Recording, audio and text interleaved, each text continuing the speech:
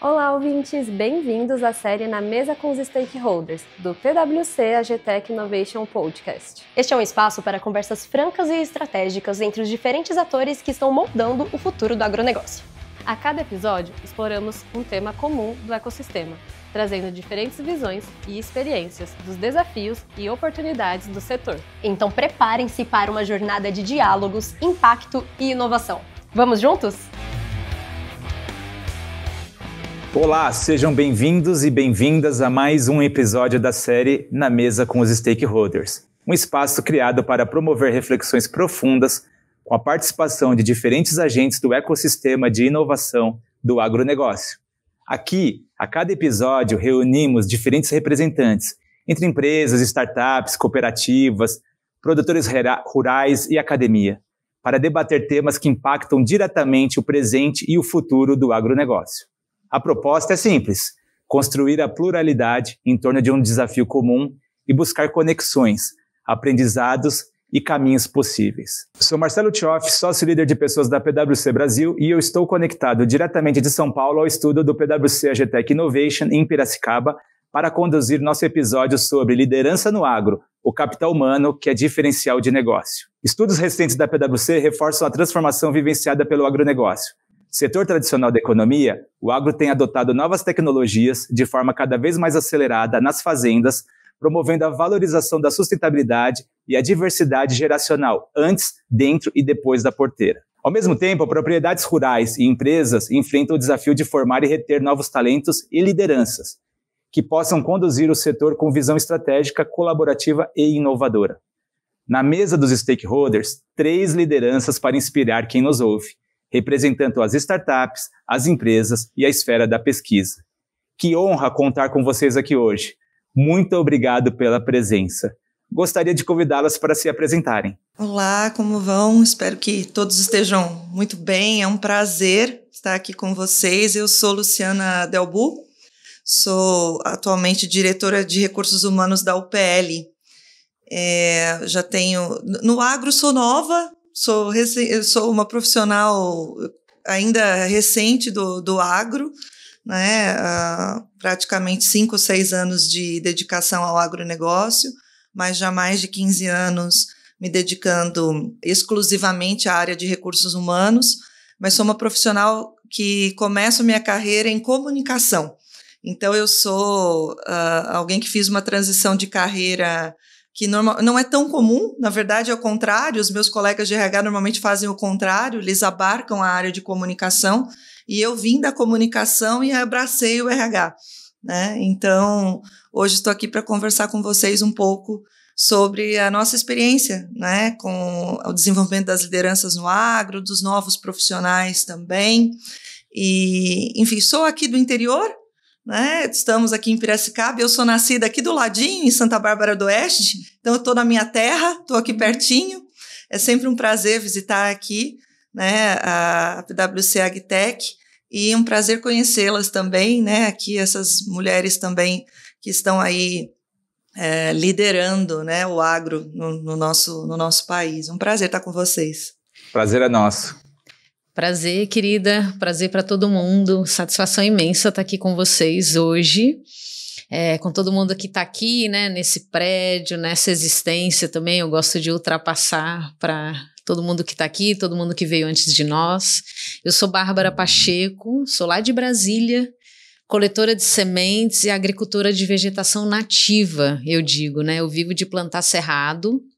Então, estou nesse contexto do agronegócio também, tentando trazer essa conexão com comunidades coletoras de sementes e levantando um pouco a pauta da importância da restauração dos nossos biomas para a questão climática, para a justiça ambiental também, e conectando todos esses atores dentro dessa narrativa. E aí eu volto para a própria semente, né, que é o que a gente e o que a gente está aqui para fazer, né? Para ser uma potência de uma semente. Então, cumprimento aí minhas colegas de mesa, de entrevista, E uma satisfação imensa estar com vocês por aqui. Obrigado, Bárbara. Bom dia, boa tarde, boa noite, né? Porque a gente não sabe, eu sempre tive vontade de falar isso. Mas eu me chamo Lorena Mangabeira, eu sou mentora de produtoras rurais. Hoje eu atuo, né, especialmente com as mulheres do agro, né? Que é onde, né, mulheres rurais é muito maior do que só as mulheres do agro.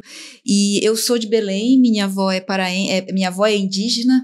E, enfim, tenho essa relação com a floresta muito grande, mas eu moro em Piracicaba e a minha trajetória inteira foi com comunidades tradicionais, com quilombolas, ribeirinhos, e aí eu vim para o terceiro setor e fiquei 14 anos trabalhando com cultura da confiança. Falei, quero voltar para as pessoas. E aí eu fiz uma transição de carreira também, e nessa transição eu voltei para a área de gente, e hoje eu brinco que eu cuido da porta da sede para dentro, não da porteira para fora e nem da porteira para dentro, mas da porta da sede para dentro, né?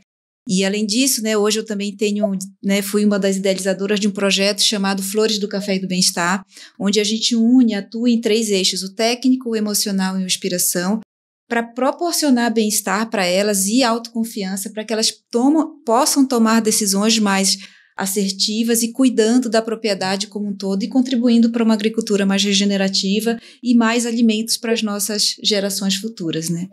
Então, acho que isso é um pouquinho de mim. Estou super feliz de estar aqui, né? Porque eu adoro conversar e tomar café.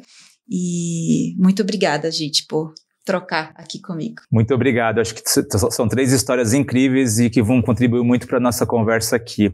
Toda liderança tem uma história. Eu queria conhecer um pouquinho melhor essa trajetória de liderança de vocês. O que foi decisivo para que se tornassem líderes? Como foi esse caminho? Como isso moldou a forma como vocês impactam hoje outras pessoas em relação a esse tema? Posso começar falando sobre como eu já era desde criança, né? Aquela coisa que as pessoas, quando te conhecem já desde pequena, observam, né, algumas características na gente, assim, e essa questão da liderança, ela já foi muito latente desde menina, assim, as pessoas viam em mim essa propensão a tomar a frente das coisas, a querer resolver as coisas, né, e eu fui crescendo e muito estimulada nessa direção, né, e acho que o fato de ser mais desenvolta, mais desinibida, né, contribuía para isso. Fui para a faculdade e na faculdade de jornalismo os professores diziam também, você tem jeito, é curioso, porque desde a faculdade de jornalismo os professores já diziam, você tem jeito para gestão de pessoas, né, porque eu gostava de envolver as pessoas. E eu acho, fazendo uma reflexão sobre essa jornada de liderança, que uma das coisas que mais me fez realmente conquistar um espaço como líder, como gestora, são coisas diferentes, né? A gestão e a liderança são coisas diferentes, complementares, mas são diferentes. Mas principalmente a liderança é uma característica essencial que eu considero fundamental para a liderança, que é saber ouvir. Eu sempre gostei de ouvir as pessoas, eu sempre gostei de entendê-las, né, de saber o que se passa realmente na cabeça do outro, nas ideias do outro. Então, você ter essa predisposição para entender o outro, eu acho que é uma característica fundamental para a liderança. E isso tem feito a minha jornada de liderança uma jornada mais suave, eu diria, né? Eu gosto de liderar nesse sentido, eu gosto de poder ajudar as pessoas a abrir caminhos, né? E eu acho que liderança é servidão, é de verdade serviço, é você se colocar realmente a serviço do outro para apoiá-lo, para que ele consiga chegar no seu melhor, né? E eu gosto dessa condição, sabe? Então, eu acho que essa tem sido uma identidade, assim, uma marca que eu tenho tentado deixar por onde eu passo e que foi muito genuína, assim, nasceu, né, comigo, mas depois, óbvio, foi estimulada e eu fui buscar desenvolvimento, claro, né, você vai aprendendo com outras pessoas mais experientes também e vai adquirindo essas características. Então, eu diria que eu tive muitos percalços, como todo mundo, né, porque liderar não é fácil. A gente erra, a gente tropeça, a gente bate a cabeça na parede, né? A gente comete erros demais, mas tem um componente que me faz gostar disso, gostar de estar nessa posição, nessa condição de liderar, que é poder conhecer as pessoas, poder buscar entendê-las, aprender com elas e nunca parar de aprender, né? Acho que isso é o mais bonito, sabe, de todo o processo. Então, eu diria que no meu caso foi meio assim. Muito bacana, Luciana, você trazer esse ponto da escuta ativa. Vamos deixar isso aqui um pouquinho para o final, a gente vai começar a falar depois um pouco sobre tecnologia e habilidades humanas. Acho que essa é uma habilidade humana super importante e fundamental. Bárbara, você quer complementar? Comentar um pouquinho? Quero, querido, quero. E é incrível como a gente, ouvindo, né, a gente se vê numa outra liderança, né? Então, eu fui te ouvindo e fui juntando as peças da minha história também, né?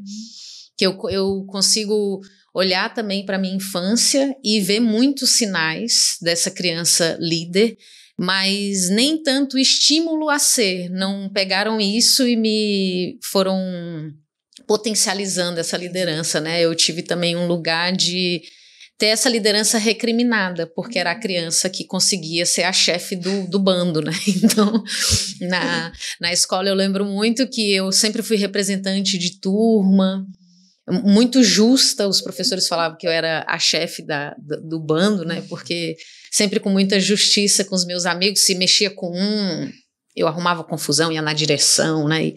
E sempre nesse local da liderança, mas que às vezes me trazia problemas, assim. Essa daí é líder, é a chefe do bando, e a gente não pode fortalecer isso, né? E aí, na vida adulta, a minha liderança ela foi muito ativada pela minha criatividade. Eu comecei a perceber pela criatividade que eu tinha um potencial muito grande da liderança. Uma criatividade unida também a uma capacidade de escuta. Legal. Muito grande, porque apesar de todo mundo sinalizar que eu tinha uma facilidade da fala, da comunicação, no fundo o que eu gostava era de ouvir as pessoas. E aí, como dentro do empreendedorismo, ali eu vi a minha potência, que era uma pessoa muito criativa, por isso não conseguia me encaixar em muitas coisas, e às vezes também por isso eu queria ser líder, porque eu podia fazer as coisas, eu já ia tomando a frente, né? Parecia que estava atropelando, mas não era, é porque eu tinha uma vontade genuína, muito conectada com o meu ser. Eu acho que a minha liderança, ela surge muito, muito desse lugar, e que eu tive um maior entendimento dessa força agora dentro do empreendedorismo. Então, eu trabalhei durante 8 anos dentro da Embrapa e dentro da pesquisa, né? Eu vim da pesquisa e lá eu sentia que eu não era tão líder. É engraçado, olhando agora durante sua fala, eu sentia que talvez eu não era tão líder por não ter tanto domínio de alguns processos. Era só uma replicação. Dentro do empreendedorismo foi onde eu me encontrei, que eu falei assim, putz, agora eu posso ser criativa, ouvir as pessoas com a ternura e com a atenção que eu gosto, sem ter que ter entregas imediatas, né? O tempo para o café, eu posso ter tempo para esse café. E dali um mundo completamente novo surgia na minha cabeça, e dentro da empresa que eu criei com os meus amigos, a partir daqueles diálogos eu podia seguir o caminho que eu quisesse. Putz, o que é modelo de negócio? Vai ser isso aqui, ó, conectado com o meu ser, com a minha essência, né? E daí que veio essa força, acho que da minha liderança. Então são peças da infância que eu fui juntando a partir da tua fala, mas também alguns reencontros com a Bárbara adulta, e numa vontade muito forte de seguir uma linha conectada com o meu interior, assim, com o meu propósito. Então, hoje eu digo que a minha liderança, ela move esse mundo externo porque ela é muito conectada com uma força interna, que eu não consigo desobedecer. Então, né, assim, eu falo que eu sou uma desobediente de nascença. Minha mãe sempre falou, assim, você podia ser menos desobediente, mas era isso, era só isso que eu conseguia entregar para o mundo. É uma eterna desobediência, porque eu tenho essa necessidade de seguir essa minha liderança interior, né, que é muito conectada com um ser, assim, uma escuta, uma presença, né. E eu acho que isso tem tudo a ver com o que a gente vai conversar aqui. Então, acho que é mais ou menos daí que vem a minha liderança. Juntando muitas peças meio que agora, assim, muito legal ouvir e conseguir reagir a isso. Muito bom. Muito bacana, Bárbara, você trazer esse ponto da presença, né? Realmente estar presente na liderança é super importante nos dias de hoje, cada vez mais. Lorena? Eu nem vou chover no molhado, né? Porque acho que o que elas falaram da infância, né? Eu adorei, de verdade, você foi brilhante. tem muito isso, né? Mas eu percebo que a minha liderança, para não repetir um pouco, né? Mas ela vem muito do que eu acredito, assim, da minha paixão. E eu notei isso, né?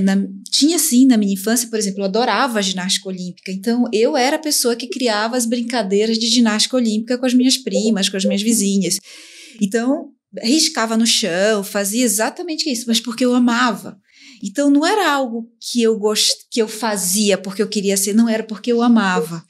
E quando eu planejei minha transição de carreira, né, que eu fiquei 2 anos querendo, né, planejando, construindo onde eu queria chegar, foi muito sólido, porque estava muito embasado no meu amor. Uma das minhas características positivas é o amor e a espiritualidade. Então, quando eu descobri o meu propósito, quando eu descobri o porquê eu vim, eu percebi que eu tinha um único desejo profissional, que era como eu ganho dinheiro conversando com pessoas e tomando café. Eu falei assim, é impossível, gente, mas esse problema não é meu, esse problema é seu aí, Deus, cuida, porque isso é seu, essa bucha não me pertence. E ele foi construindo, foi me dando os direcionamentos e eu fui indo para aquele lugar onde ele ia me colocar, onde ele estava me colocando. E hoje é o que eu faço o dia inteiro.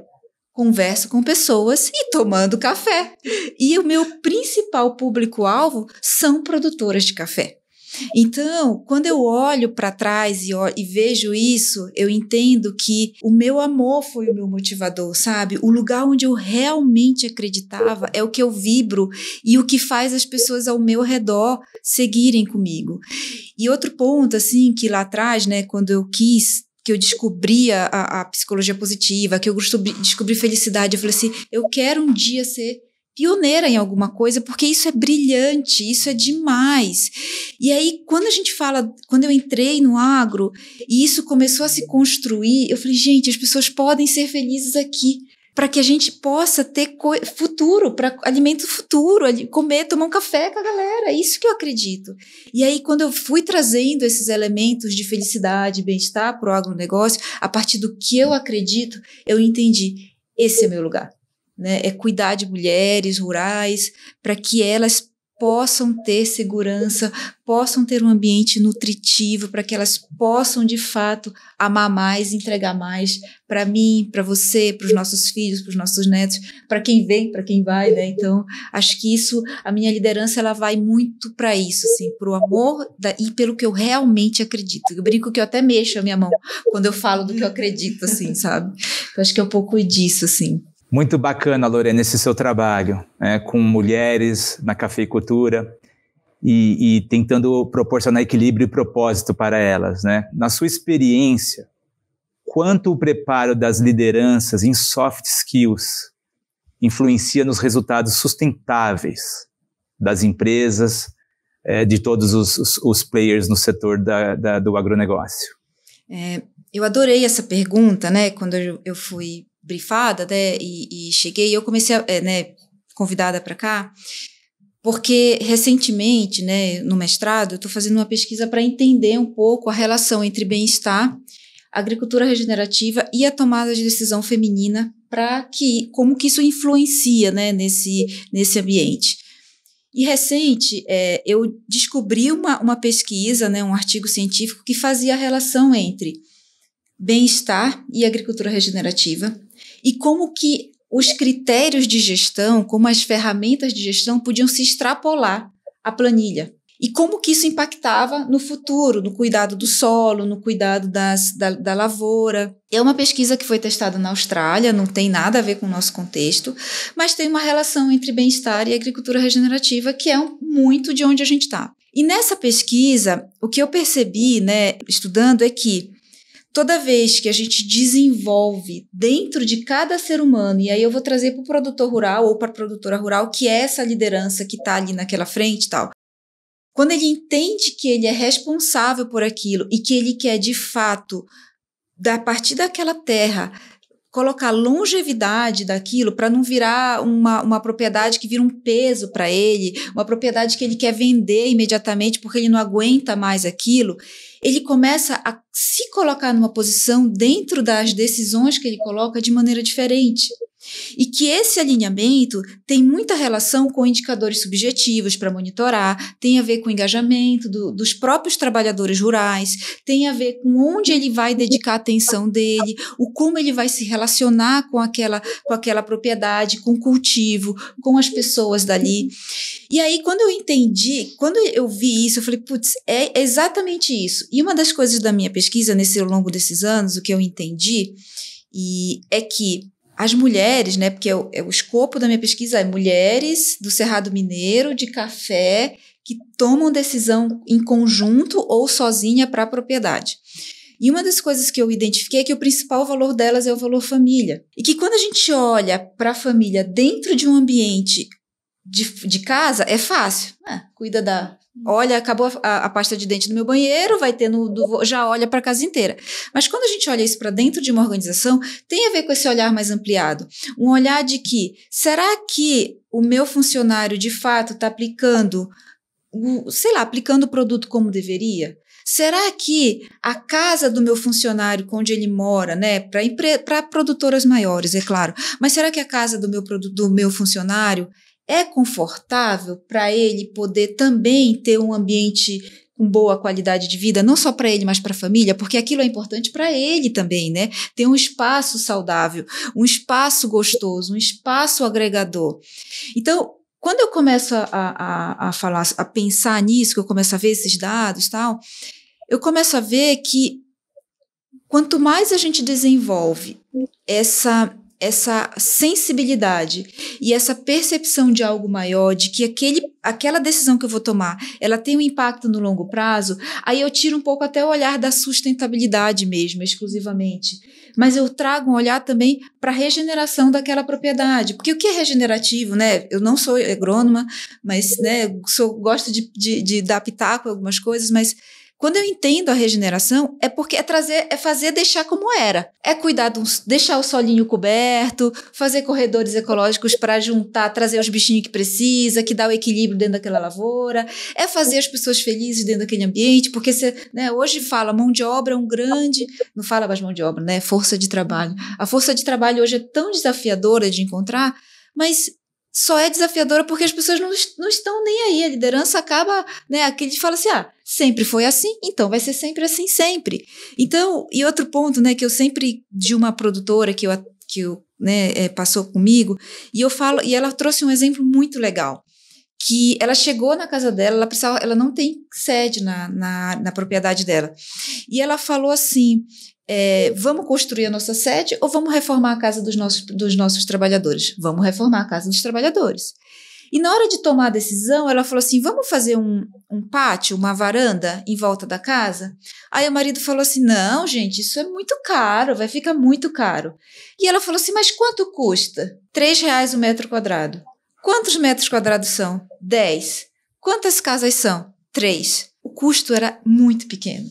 Mas... nessa hora que a gente vê, primeiro, a tomada de decisão baseada em valores, no valor família, vê a tal da empatia, de reconhecer esse espaço onde ela poderia influenciar e o engajamento, um pouco de como ela conseguiu cuidar daquela família que morava dentro daquela propriedade dela. E hoje, né, essa produtora, ela ganha vários prêmios, ganhou prêmio da Globo Rural, de Fazenda Sustentável, por causa desse olhar, né? Então, acho que isso é um pouco... de como eu enxergo o papel da liderança e como ele pode desenvolver essas habilidades para que a gente consiga perpetuar os nossos alimentos, né? Perfeito, Bárbara. Você trouxe um tema também bem interessante da gente ter que se aproximar cada vez mais da natureza, estar conectado com ela como uma ação de bem-estar, né?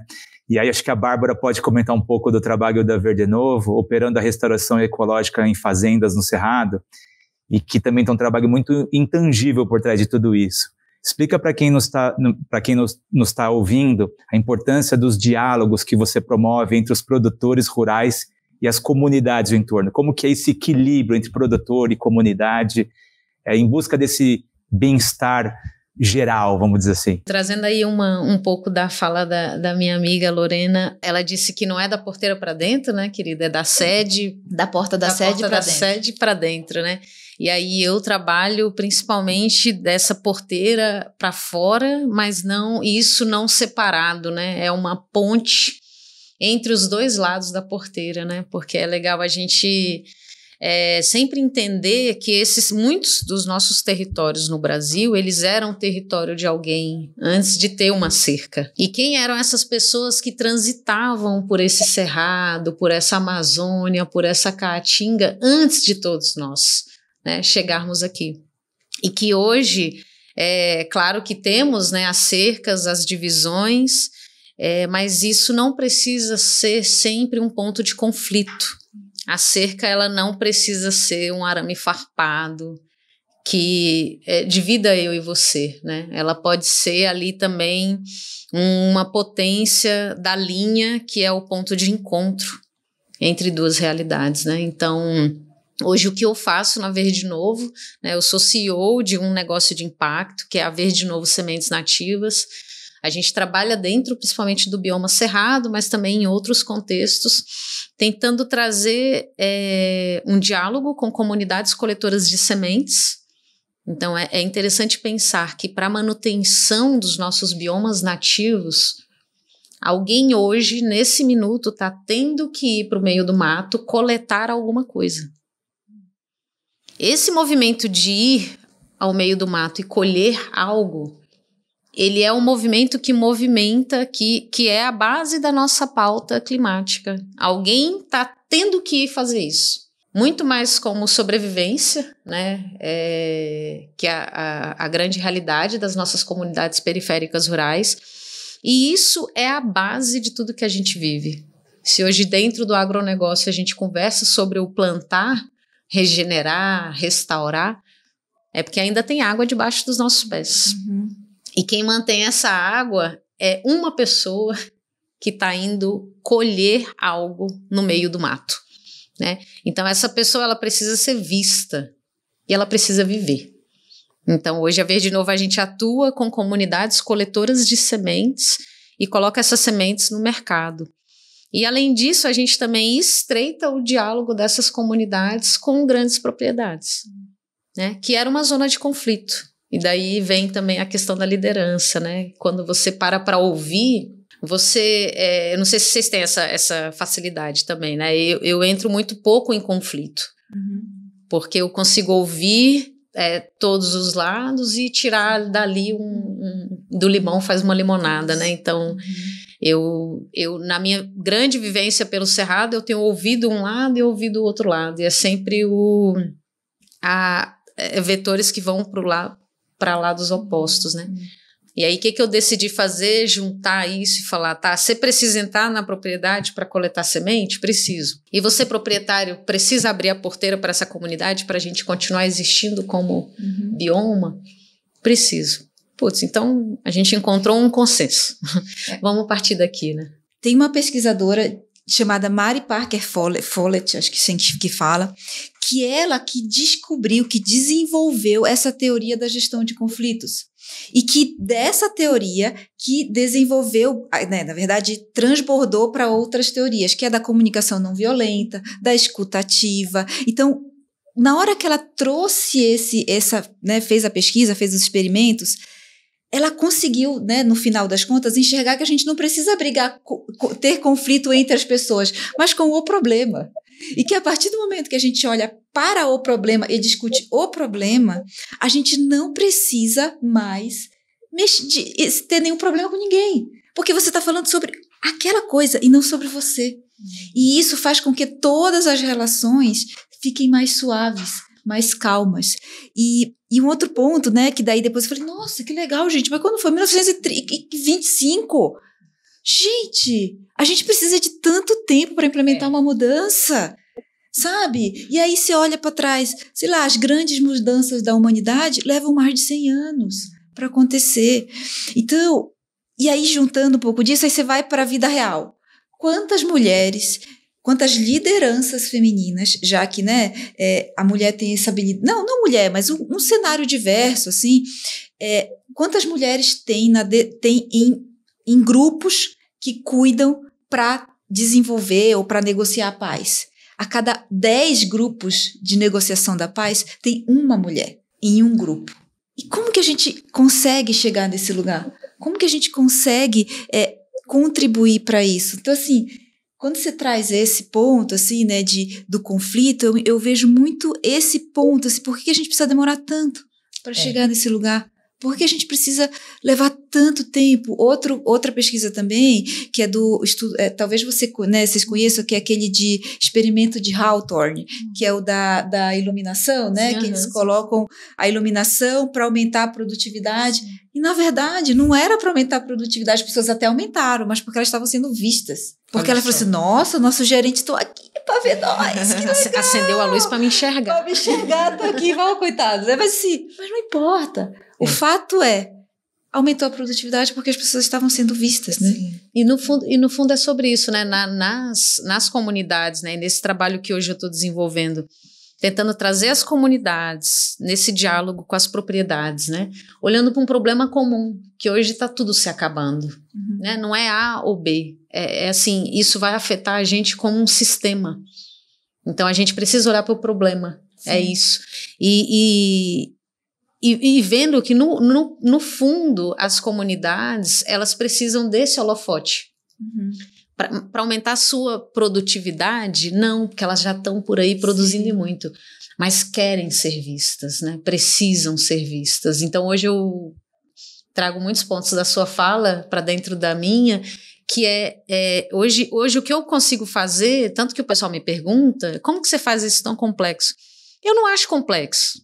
É porque é parar, ouvir, ter tempo para tomar café, não julgar, tentar enxergar o humano. Então eu tento enxergar um coração por trás de quem está falando.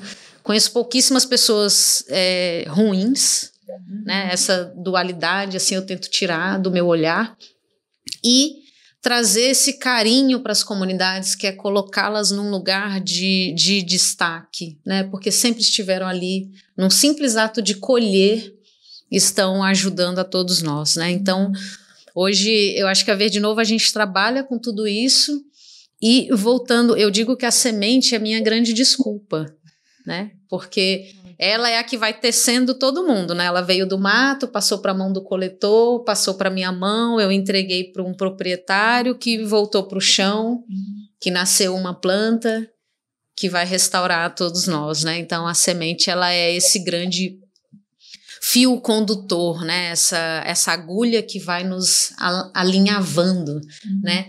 E dando sentido a tudo isso e tirando o peso dos conflitos, né? Então hoje eu tenho atuado muito nessa grande interlocução de interesses, não digo que é fácil, não é, né? Porque também eu preciso que as pessoas se conectem com amor também, com ser pontes, com querer, mas eu tenho visto que tem dado certo por aí por onde eu estou passando, né? E eu tenho aprendido muito com as nossas comunidades nesse ponto, que é só para trazer um último ponto, assim, que é sobre o bem-estar, né? Que eu te ouvindo, eu fiquei assim, nossa, como é isso? As mulheres das nossas comunidades, quando elas descobrem esse bem-estar, elas conseguem ser muito mais prismáticas do que reativas, mas como o bem-estar, ele é uma questão de privilégio também, né? Não é todo mundo que consegue chegar. E aí, durante a sua fala, eu fiquei pensando, nossa, como levar bem-estar para todo mundo, né? Que isso seja um vetor de transformação na vida de muitas mulheres, né? Até aquelas que têm ficado... não têm acessado o que é o bem-estar, né? Então, eu acho que hoje... Eu saio com isso da sua fala, assim, como trazer esse bem-estar, não como um ponto de privilégio, né? Como distribuir, né? Esse privilégio. E é um dos ODS, né? Saúde e bem-estar. E é um dos ODS. Acho que o exemplo de reformar a sede, não reformar a sede, reformar a casa dos trabalhadores, né? É um grande exemplo de uma liderança inspiradora com propósito. Exato. Pense nesse bem-estar distribuído, né? Não ser também sobre sua fazenda, Como que está Exato. o bem-estar das comunidades do entorno, né? Eu acho que esse é um outro olhar também da regeneratividade, que eu já tenho visto muito por aí também. Exato. E nesse contexto, Luciana, como você enxerga o papel das grandes organizações nessa simbiose entre comunidades, produtores, na formação de líderes que tenham esse olhar? Olha, eu tenho uma opinião de que as organizações, especialmente no Brasil, elas têm ocupado um espaço, uma lacuna na educação que o Estado tem deixado. Né? Assim como lá atrás as empresas assumiram, por exemplo, a missão da saúde suplementar, né, para complementar esse gap, né, essa falta que existe hoje. Nós estamos falando de um país de um tamanho continental, né, gente? Se a gente pegar aqui a nossa região onde nós estamos hoje, fisicamente aqui, é uma região privilegiadíssima, né? O interior do estado de São Paulo é riquíssimo e tal. Mas a gente, pensando em Brasil, a gente tem contextos muito diversos, que vocês certamente, moças, conhecem muito melhor do que eu, pela realidade que eu estou vendo aqui e adorando aprender com vocês, inclusive. As empresas assumiram esse papel lá atrás, né, com assistência médica e tudo mais. Agora, de um tempo para cá, eu tenho visto que as empresas têm assumido o papel da educação, do complemento à educação. A gente tem visto chegar para o mercado de trabalho muitos jovens, Tioff e meninas, despreparados, não apenas do ponto de vista técnico, tá? Alguns vêm muito bem formados, outros nem tanto, mas a gente tem visto uma lacuna na formação para a vida, na formação para saber mediar um conflito, entender que não é rivalizando, né, que você vai decidir ou definir ou chegar na conclusão ou num bom resultado. Entender que você precisa trabalhar com o outro, né, ao lado do outro, para conseguir chegar no melhor resultado, né? Essa noção de composição, de coletividade, a despeito da gente achar que as novas gerações são até mais colaborativas e um pouco menos competitivas, no fim do dia, o que a gente tem visto na prática ainda é uma postura muito individualista, né? Então, quando se fala em termos de formar lideranças inspiradoras, eu vejo que o papel das grandes corporações, como é o caso, né, da empresa onde eu estou hoje, que é a UPL, que é uma empresa global, presente em 130 países, né? A gente tem uma missão muito forte, muito importante, que é conectar realmente esses líderes com propósito, até fazer com que eles consigam enxergar, afinal de contas, qual é o seu propósito. O trabalho não é só para que você tenha o recurso para pagar suas contas no final do mês, porque senão a vida fica muito...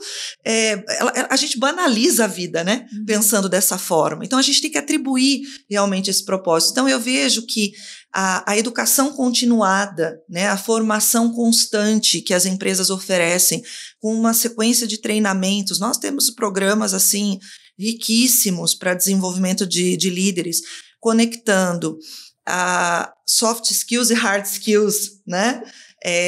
Conectando com propósito, conectando com influência, a gente ensinar essas lideranças, porque no fim do dia, o que é que a gente precisa para que um negócio dê resultado? Vocês são exemplos, vocês estão na minha frente, eu como RH não consigo não vibrar, né, vendo as duas aqui falando com tanta paixão e trazendo tudo isso que vocês estão fazendo. Precisa de líder inspirador para ter resultado, precisa de líder realmente conectado consigo mesmo, com o propósito do negócio e que consiga tangibilizar isso, mover mentes e corações. Eu falo isso sempre. Tem uma coisa que vocês estavam falando que eu estava ouvindo e pensando, falei, gente, que bom que eu ouço gente falar de felicidade, de amor ainda, porque eu vou meio na contramão, sabe, assim, porque às vezes as pessoas falam, nossa, vai falar de RH, acha que é meio que abraça a árvore, sabe, assim, uma coisa meio utópica, subjetiva. E eu acho que eu não tenho medo de falar de amor no ambiente de trabalho, sabe? Medo de falar de paz, de construção de ambiente de paz. Semana passada mesmo eu estava falando com um grupo de profissionais lá na OPL e eu disse para eles, eu falei, gente, garantir que todo mundo vai ser feliz aqui dentro, eu não consigo, porque o seu conceito de felicidade é um, o meu é outro, o dela é outro, mas o que eu preciso fazer para que, na minha posição especialmente, é contribuir para que todo mundo trabalhe em paz, né? Minimamente em paz, para conseguir fazer melhor o seu trabalho. Isso é só um exemplo. Então, eu vejo que o papel das corporações, Tioff, respondendo, né, aí, mais objetivamente o que você me perguntou, é insistir no preparo dessa liderança inspiradora, sabe? Insistir no desenvolvimento de pessoas na sua integralidade, que consigam gerar resultados movendo as mentes e corações. Então, eu entendo que existem diversos temas que estão hoje em muita evidência, né? A liderança por influência, obviamente, é um deles. A comunicação, eu prefiro chamar de comunicação empática, porque às vezes quando a gente vai falar de comunicação não violenta, você, por exemplo, você monta um programa de desenvolvimento individual para uma pessoa, para um executivo e fala, olha, você precisa investir no desenvolvimento e vamos estudar comunicação não violenta. Quando você fala isso, a pessoa se sente violenta. Ela acha que você botou um rótulo nela de que ela é violenta, entendeu? Então eu tento usar até um outro nome, sabe? Eu falo, olha, vamos usar comunicação empática, né? A gente tem aprendido isso com alguns colegas e tal. Então, tem essa direção, né, que a gente vai seguindo numa trilha para humanizar realmente mais as relações e humanizar essa liderança. Por muito tempo, a gente achou que ser líder era ser exemplo apenas tecnicamente, né? Então, é aquele cara que domina um escopo técnico e ele sai fazendo aquilo e ele consegue liderar as pessoas pelo grau de experiência e de proficiência que ele tem naquela tecnicidade, né, que ele domina. Isso é importante? Mas hoje em dia, no mundo nosso, totalmente conectado, que você consegue adquirir o conhecimento, você abre a internet, você faz quantos cursos você quiser, gratuitamente, inclusive. Então, você adquire esse conhecimento com muito mais facilidade.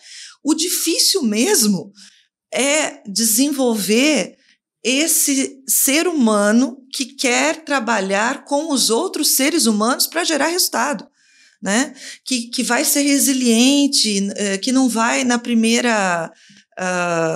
primeiro problema, não vai desistir, né? Não vai jogar a toalha, não vai dizer, não, essa empresa não está me atendendo. As pessoas vão para as empresas achando que as empresas têm que atendê-las, né, totalmente. E esquecem que no contrato de trabalho, inclusive, existe a sua parte. Então, nesse sentido foi que eu disse que muitos jovens chegam sem essa noção, sabe, às vezes para as empresas. E a gente precisa acabar assumindo esse papel educativo. Legal. Ele é mais do que formador, ele é educativo. Então, eu entendo que hoje a pressão sobre as empresas no sentido de educar, de formar pessoas, é ainda maior do que já foi, por conta dessa urgência também social que a gente tem, sabe, de responder, né, como organização. A empresa, ela não existe só para gerar lucro, ela não existe só para dar lucro. Tanto que ela é formada num contrato social, né? Exatamente. Que deve servir a sociedade de alguma maneira. Razão social. Né? Exato, ela uma razão social. Responder, né? Exato. E quem está lá dentro precisa ser envolvido nesse propósito, sabe? Hoje, a empresa em que eu trabalho é conhecida pelas soluções sustentáveis, enfim, é uma empresa que tem esse compromisso com comunidades. E eu vejo que quanto mais as pessoas que estão ali, né, e os líderes estão conectados com esse valor, com esse propósito, genuinamente, porque tem lugar para todo mundo, né? Você pode não estar bem aqui, pode ter. Eu falo que o mercado é amplo e restrito, e se você não está bem na empresa que você está hoje, você pode procurar uma outra, vai surgir, você vai ter o seu lugar, né? O importante é que onde você está, você se sinta bem, né? Conectado. E essa conexão não é fácil desenvolver, sabe? Como, né? Ou encontrar, né? Então eu vejo que o papel das empresas tem sido cada vez mais desafiador. Perfeito, Luciano. Acho que no mundo em que a gente está discutindo integração de gente e agente, humano e humanoide, essas relações humanas e as habilidades humanas passam a ser super, super, super importantes e um diferencial. A nossa última CEO Survey, uma pesquisa que nós fazemos globalmente com quase 5.000 CEOs, revelou um dado bastante alarmante. Aqui no Brasil, a falta de talentos qualificados foi citado pelos CEOs brasileiros como a maior ameaça aos seus negócios. No agro, essa preocupação foi ainda maior, com quase 40% dos CEOs dizendo que a sua ameaça número 1 da lista é falta de talentos qualificados. Lorena, essa percepção também é sentida para dentro da porteira? Acredito que sim. E mais uma vez, né, eu adoro estudar, então acho que eu gosto muito de trazer, e uma parte da minha pesquisa vai para isso. E a faculdade de agronomia, ela surgiu no mundo porque não tinha mão de obra qualificada, não tinha força de trabalho qualificada. E naquele momento que começou, a gente não está conseguindo produzir como deveria, tinha algumas pessoas que pesquisavam, né, um pouco enfim, de fitopatologia, de outras coisas, e aí quando viu, não, precisamos fazer uma faculdade maior, né, uma linha de estudo maior, e aí surgiu a faculdade de engenharia agronômica, de ciências agrárias, de agronomia. E isso lá atrás, em 1800 e alguma coisa, porque já tinha essa necessidade, né, de ter pessoas para ocupar espaços de maneira mais qualificada, que não era só plantar e colher, era gente pensante. Então, isso ainda continua, e eu adorei sua fala, eu acho que sim, é isso, a gente precisa de mais gente olhando para si, para entender aonde se cabe, e não exclusivamente aonde dá, aonde o espaço que eu posso estar, não, é o espaço onde eu quero estar. E isso muda tudo. E acho que vocês foram muito felizes em juntar 3 pessoas que vibram o amor pelo que faz, o amor pelo impacto, reconhece, e eu olho honestamente. Isso chama-se maturidade. Não tenho dúvida. Porque e eu acho que essa é uma fase muito difícil, fugindo um pouco da sua pergunta, mas eu acho que a gente está numa geração onde ter um encontro geracional muito é desafiador, é muito desafiador. A gente tem gente que está no mercado com 20 anos e tem gente que está com 60. E como que esses dois grupos se encontram, se interagem? Então, às vezes, sim, é uma falta é escassez mesmo, difícil de ter pessoas, mas, por outro lado, também, aonde estão as pessoas que são maduras e que querem ocupar esse espaço? E aí é uma pergunta, será que as organizações estão incluindo as pessoas que estão fora e que têm mais idade e que, de fato, querem estar naquele lugar, mas estão olhando, dando espaço para os jovens, porque tem tempo, porque tem, né, vai se dedicar? Será? A nossa fase a gente se dedicava. Entendeu? Mas essa fase de agora, não, assim, né? Não que não, mas é um pouco desse desafio que você está falando. Tem novos desafios. As organizações estão recebendo jovens, assim, não despreparados, mas com outros desafios. E a geração, né, 50, 40 mais, que tá naquela, que quer voltar para o trabalho e está com esses desafios. Então, acho que sim, existe essa diferença, mas, por outro lado, também tem como as organizações e como o agronegócio tem absorvido essas pessoas mais velhas, né? Que não são velhas, né? Mais experientes, né? Tem um meme que rola na internet que é várias pessoas respondendo no programa do Silvio Santos, aquelas pessoas super envelhecidas. Quantos você tem? 30 anos, que era o Vai Dar Namoro, né? A pessoa tira careca, tipo, parecia que tinha uns 70 anos. A menina ia, quantos você tem? 28. Eu falei, gente do céu! Então não é mais assim, né? Hoje os jovens, né, assim, é uma geração mais jovem, né? Então, eu tenho 44 anos e eu me sinto muito bem, né? Comparado com uma pessoa que eu vi lá no vídeo do Silvio Santos com 20 anos, 28. Então, acho que tem um pouco disso, acho que tem sim a escassez, mas tem outro lado que também está abundante. Então, acho que é como que a gente olha para esse cenário e junta essas peças do quebra-cabeça. Isso, né, trazendo a perspectiva do agro, mas eu acho que isso é é geral, assim, sabe? Acho que é uma união entre o que eu acredito, o propósito que eu tenho e com esse olhar ampliado para todo mundo que está aí disponível, né? Perfeito. Luciana, voltando um pouco a esse tema da inteligência artificial, da transformação que nós estamos vendo, e um pouco que a Lorena colocou de como incluir as diferentes gerações nesse momento em que tudo está se transformando e as pessoas precisam entender, abraçar essa tecnologia, como você enxerga o papel das corporações para abarcar todo mundo e não deixar ninguém para trás? Esse eu acho que é um dos maiores desafios, realmente, né? E a Lorena foi muito feliz no exemplo que ela trouxe, porque hoje a gente tem mesmo, né, na mesma equipe, eu tenho, por exemplo, na minha equipe de RH na UPL, eu tenho um gerente com 60 anos, né, e liderando uma equipe com jovens de 25, 30, né? E como fazer com que essa equipe interaja, dê resultado, trabalhe bem, vença as dificuldades, né, de comunicação, de alinhamento de pensamento entre eles e tal. A gente tem que pensar o seguinte, né? O nosso segmento, o nosso mercado, é um mercado que se modernizou, né? O agro está cada vez mais tecnológico, certo? Hoje, se a gente olhar essa geração dos 25 aí aos 40 e poucos anos, que está liderando as propriedades rurais no Brasil, que já são as novas gerações, né, que estão aí à frente dos negócios, eles são muito melhor formados e preparados, muitos deles com base, inclusive, no árduo trabalho dos pais que os antecederam, foram estudar fora do Brasil, se prepararam, né, conseguem hoje ter uma excelente formação, são uma geração muito mais conectada, é uma geração que quer respostas mais rápidas para os seus problemas, e aí eu estou falando do meu cliente, né, por exemplo, como empresa. Então, quando eu olho para dentro da organização, eu preciso ter uma força de trabalho que corresponda a essa necessidade do mercado, que está mudando. Uhum. E eu entendo que a questão da inteligência artificial, da tecnologia, ela é uma pauta que a gente não tem como fugir dela, né? Eu tenho hoje o prazer de estar numa empresa extremamente desenvolvida nesse quesito que me força, inclusive, sabe, Tioff e meninas, a me desenvolver também.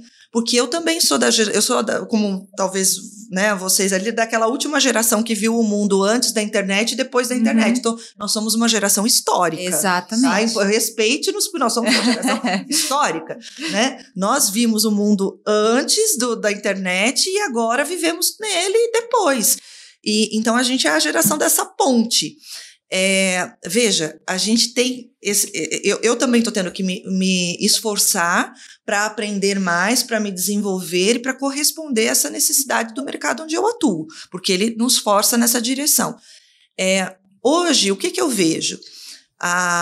Nós, por exemplo, temos um programa que eu acho que é super importante e que eu tenho o maior prazer de falar sobre ele. Hoje sou parte dele, não fui idealizadora, mas cheguei e me juntei, né? É tão bom quando você chega e se sente parte de algo, porque se conecta com a sua verdade, com o seu propósito, né?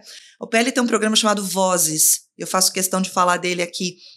É um programa de diversidade daqueles que realmente funciona, sabe? Que é bonito de ver. Eu cheguei e vi, assim, na primeira semana que eu estava na empresa, houve uma palestra trazendo... Então, são vários pilares dentro desse programa, gênero, idade, raça, existe um pilar para as pessoas com deficiência, enfim. E nessa primeira semana eu vi uma palestra, era sobre gênero, e a gente levou as famílias dos nossos profissionais homossexuais para explicar e para conversar com os nossos colaboradores sobre como é esse desafio, né, sob o prisma da família. E aí a gente tem, esse só para dar um exemplo do programa, do quanto ele é sensível, do quanto ele é realmente conectado com a verdade, assim, ali do negócio, né, de potencializar o diverso para o resultado. Mas a gente tem um pilar que é de gerações, e esse pilar de gerações, ele conecta, por exemplo, o nosso programa de estágio, que é um programa super renomado no mercado, que em breve, aí, inclusive, acessem lá os nossos sites, o nosso site, busquem informações, porque em breve a gente está abrindo inscrições e ele é disputadíssimo pelos jovens agrônomos, com esses nossos colaboradores que estão na empresa há mais tempo. É uma empresa que tem pessoas que têm carreiras longevas, sabe, dentro da organização, e é bonito de ver isso. E a gente cria espaços de integração e de debate entre essas gerações, para que eles possam explicar as suas dificuldades. Então, assim, você permitir que o jovem diga para um gestor, que normalmente é o gestor que está ocupando, a pessoa mais experiente está na posição de liderança. Nem sempre, mas na maior parte das vezes.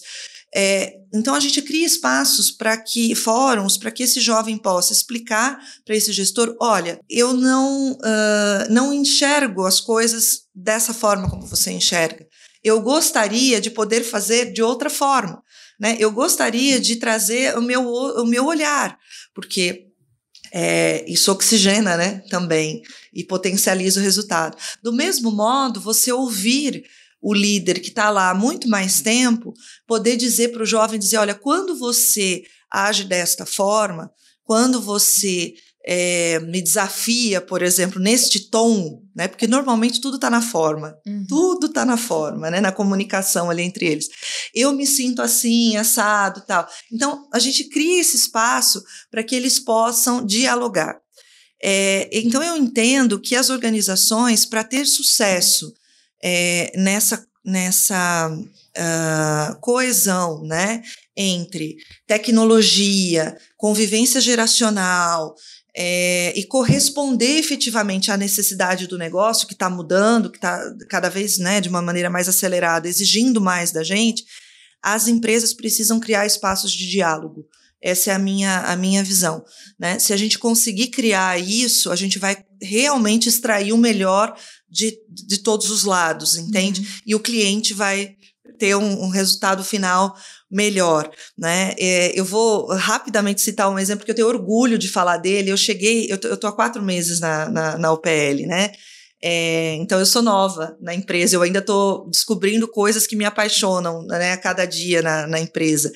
E eu tenho no meu time de RH, o gerente que responde para mim, que tem mais experiência, ele vai ficar bravo se eu chamá-lo de senhor, né? Mas o Edu, né, que eu tenho prazer de falar dele aqui, ele tem muito mais experiência do que eu, muito mais, né? Uma experiência riquíssima de, sei lá, quantos anos de RH, e é um oráculo quase, sabe? Assim, tudo que você pergunta, ele sabe, ele tem a resposta e tal.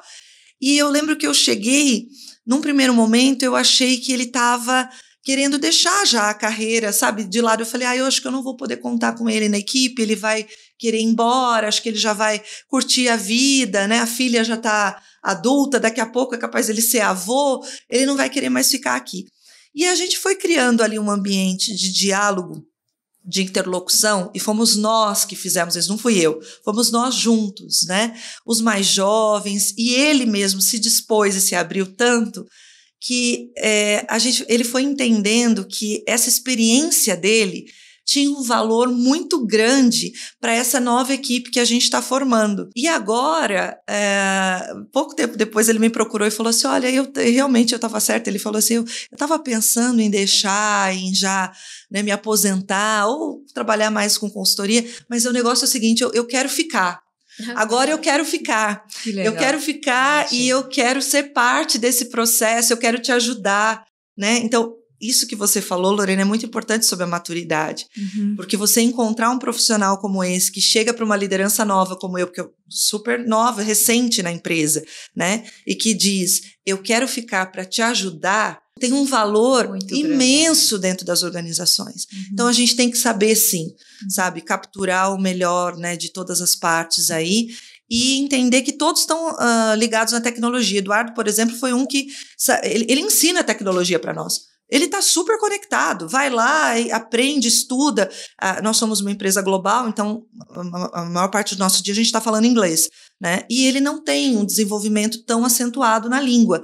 pois para poder, porque eu comecei a desafiá-lo em algumas reuniões e tal, ele comprou lá um fone que eu nem sabia que existia, tá, gente? Um fone que traduz tudo que os indianos estão falando para ele, para que ele consiga participar das reuniões. Pois é, eu falei, eu preciso desse negócio também, porque no fim do dia a gente tem hora que a gente se perde, né?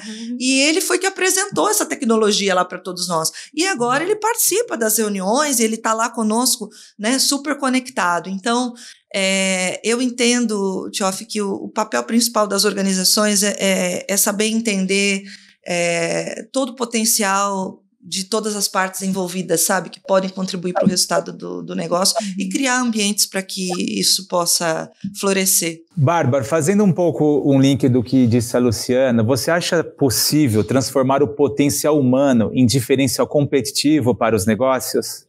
Eu acho completamente possível, né? Eu acredito sempre no ser humano. Sempre, assim, eu sou alguém que todo mundo acha que eu gosto de plantar ou que eu gosto de colher semente, né? Mas no fundo o que eu gosto é de gente. E o que eu gosto de diferenciar é que, para mim, todo mundo tem potencial. Não existe alguém que não tenha potencial, né? Mas não adianta você plantar, eu indo para a biologia, né, porque eu sou bióloga e coletora de sementes, não adianta você querer plantar uma samaúma, que é uma espécie da Amazônia, no meio da caatinga, né? Ela não está num lugar para entregar a sua maior potência, né? E não adianta você querer plantar o contrário também, né? Então, cada semente tem o seu lugar de potência, tem o seu solo, as suas interações, a sua relação com aquela terra, com aquele tempo, com aquele sol, com aquela chuva.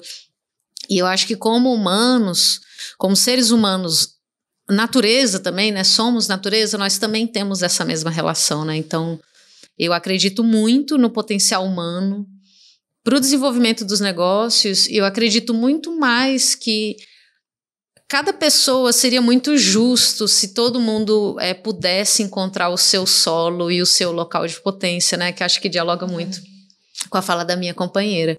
Então, hoje eu acredito fielmente nisso e eu acho que como liderança o que eu tento sempre ter é um olhar muito atento para saber se aquela pessoa ela está no seu maior local de potência, né? Então, se ela não me entregou em tal lugar, eu sou uma liderança que eu não consigo falar assim, então você tá fora, sabe? Eu consigo me questionar e falar assim, putz, qual que é o local de potência dela, né? Onde é que ela pode me entregar? Porque é um ser humano incrível, né? E eu queria conhecer os frutos que ela pode dar. Então, eu acredito muito e acredito muito no poder das nossas comunidades, né? Eu sou alguém que atravessa o cerrado, estou sempre com as nossas comunidades periféricas rurais, comunidades tradicionais, né? Os nossos povos aí dos nossos biomas. E eu também sempre me pergunto assim, nossa, como eu queria passar mais tempo com elas e com eles, para conhecer e trazer para o mundo toda essa potência, né, que eles entregam, tão aterrados à terra, à história, à ancestralidade, né? Então eu acredito muito mesmo, que todo mundo possa encontrar o seu local de potência nesse mundo. Acho que eu aprendi na vida que dinheiro não aceita ofensa, né? A gente repete isso, né? Eu escutava muito isso na minha infância, né? E aí eu trago aqui que a vida talvez ela não aceite ofensa, né? A gente não pode banalizar o tempo que a gente está aqui nessa existência, né? A gente tem que estar aqui para encontrar nosso local de potência, frutificar, florescer, para que um dia a gente possa morrer em paz também. Eu acho que é sobre isso. Bárbara, Luciana e Lorena, infelizmente chegamos ao final da nossa conversa. Muito obrigado. Foi um papo muito bacana, passou muito rápido, como a gente imaginava. E depois de tudo que nós ouvimos aqui sobre a trajetória de vocês, sobre propósito, desenvolvimento humano, liderança, queria trazer uma última reflexão. Quem é a liderança que inspira vocês hoje? Olha, nossa, essa é uma pergunta que para mim ela é muito desafiadora, porque eu tenho tido a alegria de conhecer excelentes lideranças, sabe, na minha trajetória. Eu tenho tido o privilégio de ser liderada também por pessoas muito especiais, né, o que faz com que sejam líderes excepcionais. Eu diria que eu tive o prazer de começar a minha carreira sendo liderada pelo meu tio. Eu comecei a trabalhar com a família, né, e ele foi muito duro comigo no começo, sabe, da minha trajetória profissional. E ele dizia que como eu era família, eu tinha que dar exemplo. E essa aparente dureza, no fim, eu entendo hoje como uma preocupação genuína com o meu desenvolvimento e até para que eu entendesse que eu seria, em alguns momentos, cobrada dessa forma, né, pelas pessoas, pelo lugar de privilégio que eu tinha ali. Então, isso me moldou, né, a sempre procurar ser também uma liderança exemplar naquilo que eu puder, sempre que eu puder, né, dar bons exemplos. Mas eu gostaria de citar aqui os líderes que eu tive ao longo da carreira e que ao longo da trajetória tem uma coisa deles que se repete e que eu trago, que lá no comecinho a gente falou, né? Eu falei sobre características da liderança, da minha liderança, e uma delas que eu acho que é a fundamental, que é saber ouvir. Eles têm isso em comum. Eu comecei dentro...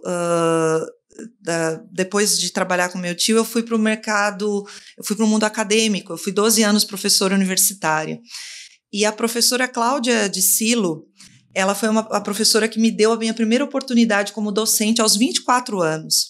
Eu era uma menina recém-formada e a Cláudia enxergou, me ouvindo, que eu poderia agregar, né, naquele time dela. Eu fui dar aula de teoria da comunicação, que é uma disciplina super complexa, mas ela enxergou isso em mim, me ouvindo. Depois disso, eu fui para o mercado automotivo e eu trabalhei com um CEO extremamente arrojado, que na época, quando ele era CEO, ele estava com 38, quase 40 anos ali, e que é o André Nascimento, um gestor que tinha como característica fundamental ser muito ousado, tomar riscos, né, não ter medo de assumir riscos, óbvio, calculados, mas de motivar e inspirar as pessoas nessa direção, ouvindo as pessoas também, não tendo medo de aprender com elas, né. Na sequência, eu trabalhei, que foi quem me deu a oportunidade de migrar de comunicação para RH, na Biolab Farmacêutica, com Paulo Marques, que é um exemplar empresário brasileiro, né, que construiu um império na indústria farmacêutica com seus irmãos e sócios. E o Paulo, ouvindo e entendendo o que eu tinha de diferente, talvez, acabou me permitindo migrar da comunicação para o RH.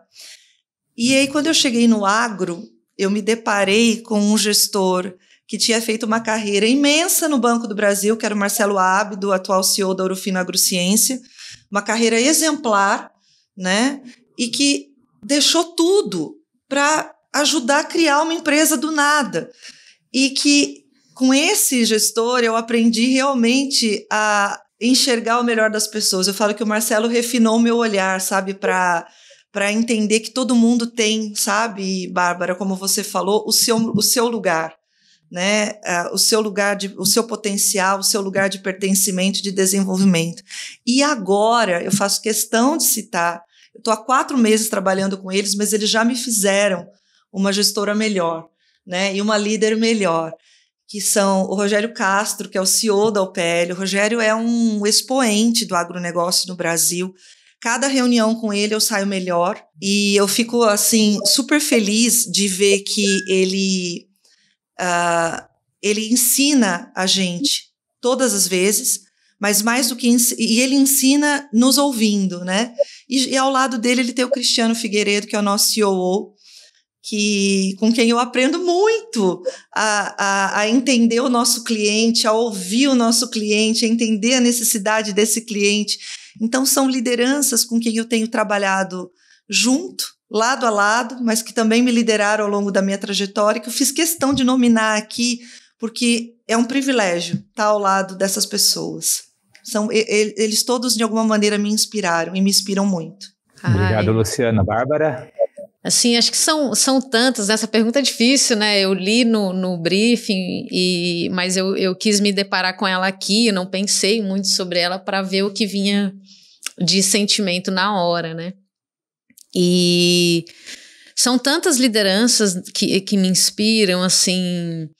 Eu sou muito inspirada pela sutileza e pela invisibilidade, né? Por lideranças que às vezes não estão nos grandes centros, nos grandes palcos, né? Mas é no silêncio delas e, assim, na invisibilidade, nesse lugar que às vezes é imposto, né?